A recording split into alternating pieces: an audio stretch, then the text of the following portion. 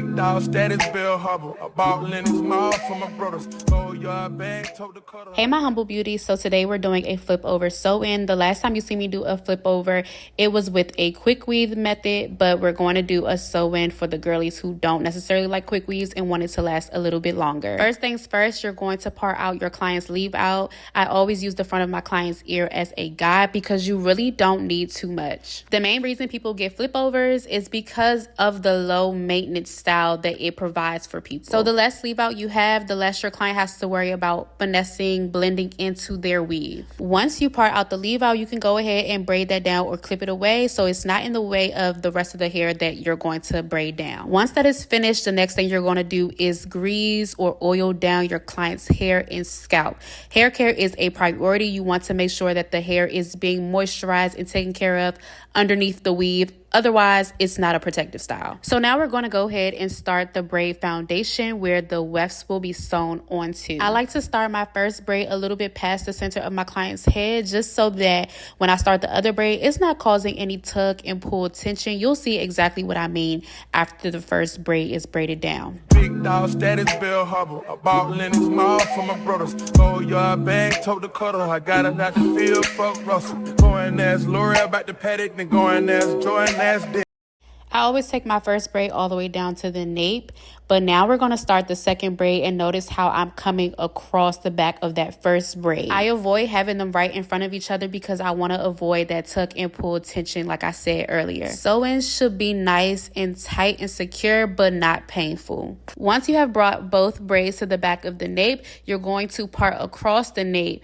to then have one of the braids cornrowed across to meet the other. If necessary, you can part out the hair that grows on the neck, or if it's a little broken off and it might cause extra tension, just go ahead and part that out the way, clip it out the way, because we're not braiding people's necks.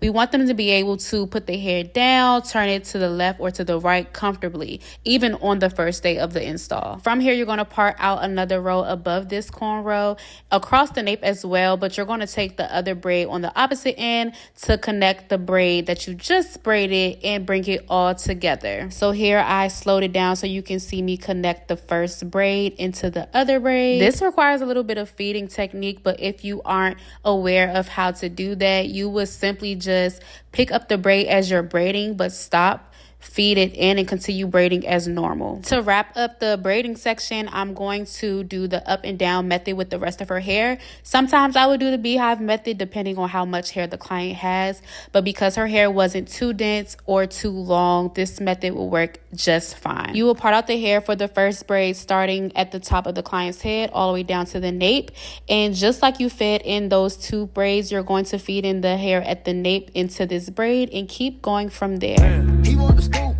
she want the tea, she want the tea. I cannot speak, we keeping it street, we keeping it street. I took a loss, but you still gon' get beat, you still gon' get beat. How much it costs?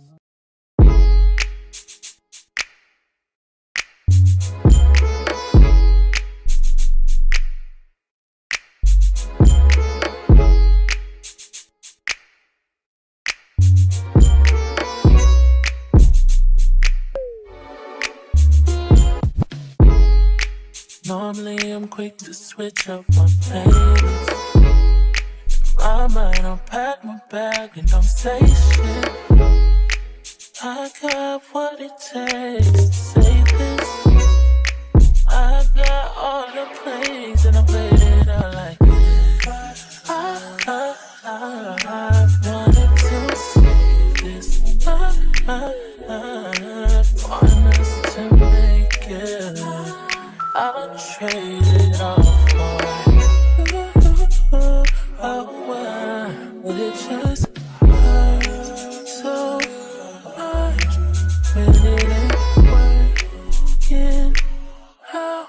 'Cause I don't want nobody else but you.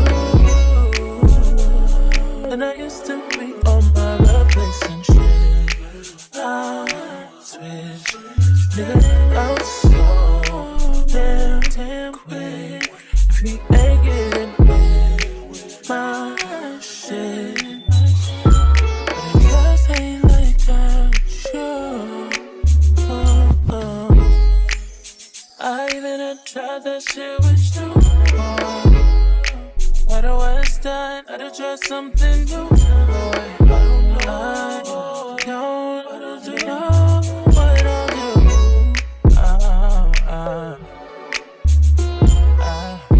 I was not a wasting time.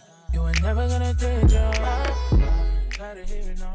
Now that the braid down is complete, it's time to secure it with a net. I like to fold mine over my client's ear and have them hold it. Then I fold it in the back like so. Then you're going to take your needle and thread and sew it to your cornrows around the perimeter. But I don't wanna leave you lonely, so I come calling back. Hoping it won't be like that. Hoping that you'll make a change so that I can stay. So much when it ain't working out this time. I already went ahead and sewed the first bundle in. I sew the first bundle in the same for every sewing I do, whether it's the middle part, side part, flip over, so you guys can look at other videos or I can do another video for that. The main thing that people look for when doing a flip over is the placement for the top. So once I get to the second bundle, I like to start to curve it up my client's head. Curving the bundle at the end of each side will help the hair to fall towards the client's face. So keep watching for this demonstration and notice how every row I do, I go up higher in my client's head, and then I'll eventually stop at a midpoint and change the direction in which I sew the bundles. Nobody else but you. And I used to be on my obsession shit. Switch. I made it out so damn quick. If he ain't getting anywhere, but it just ain't like that. Another tip I like to add is that when you get close to the end of your client's side, you can drop the top row of the weft if you're double wefting, curve that, and when you flip it back, you can pick it up as you start to go in the opposite direction. This is how I achieve a very flat and seamless install while still maximizing the use of all the hair. If you guys would like a separate video on just how I flip the bundles alone, let me know in the comments and I'll make that happen.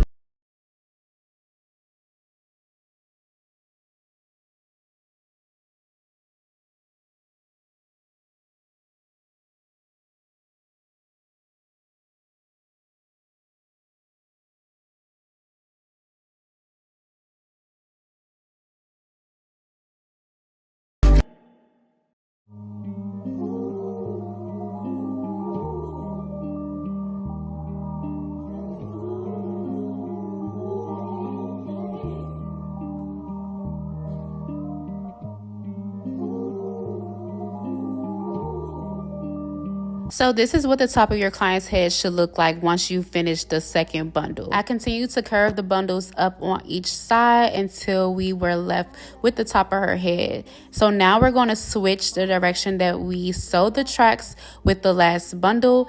This time we're going to go straight across from side to side where the tracks and the rows meet. Leave me, this ain't easy. You know I've been feeding.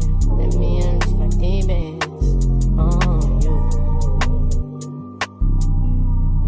What's the word? Tell me what you heard. Tell me what to do. Just tell me when it hurts. When I get you to myself, there's murder. As I get close to closing out this sewing, I start to curve the wefts again, making a U shape. This just ensures that all the wefts are being covered as we sew back and forth. So we're going to do this until we reach the last row of this sewing. What you mean, you and me? I'm here all by myself. You around, she's around. Let's be polite, not leave her out. What you call this? Hope it's not romantic. I ain't got no kids, so don't be so childish. Wildin', I be wildin' too. Not like you, so baby, I look like you. Maybe we ain't so different. Maybe I be tripping. What's the word? Tell me what you heard. Tell me what to do. Just tell me when it hurts. When I get you to myself, there's murder. What's the word? Tell me what you heard. Tell me what to do.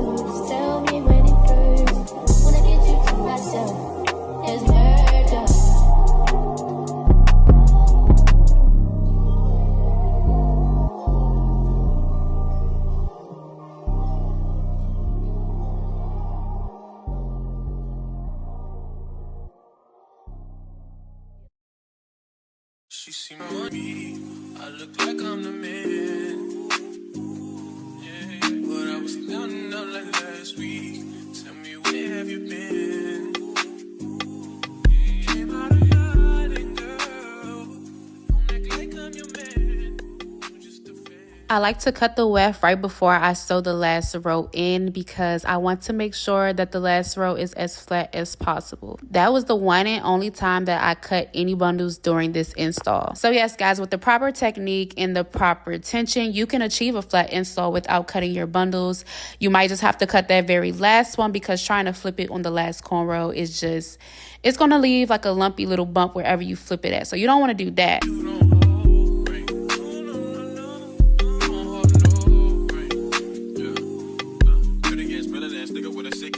Snake ass flow. Catch up around me, nigga ain't a plan, but I'm coming for the kitty, got my folk goddamn. Do it for my niggas and the ghost right there. Do it for my niggas and the ghost right now. Niggas got killed for the boy, living dreams in the hills, and they wonder for the boy right now. Goddamn, what a time.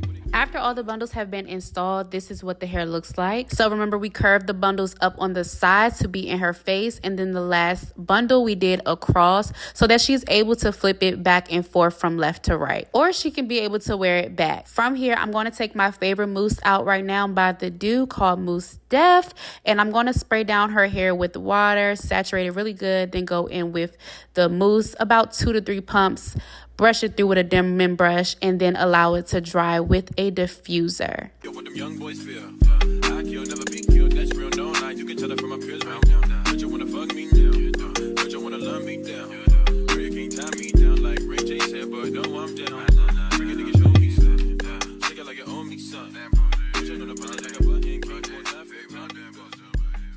So we diffuse the hair, play with it by having her bend over and fluff it, and this is how it looks. For finishing touches, I'm going to take my favorite edge control right now by Basque in Leather to blend her leave out into the curly hair. Because her leave out is short, we don't have to do too much, but if it was a little bit longer, I could go in to twist her hair into it, but I just pretty much use my fingers to finger coil a twist into the curly hair like so. This is why it's very important that you do very, very minimal leave out when doing this method, so your clients don't have to worry about too much blending. If they're wearing curly hair, they should be able to apply edge control and just go. But that's it for this video, guys. I hope you enjoyed it, and if I didn't already mention it, she's wearing 3 bundles of my 18-inch Burmese curly bundles. Be sure to like, comment, and subscribe for more, and follow me on Instagram at Humbly Touched.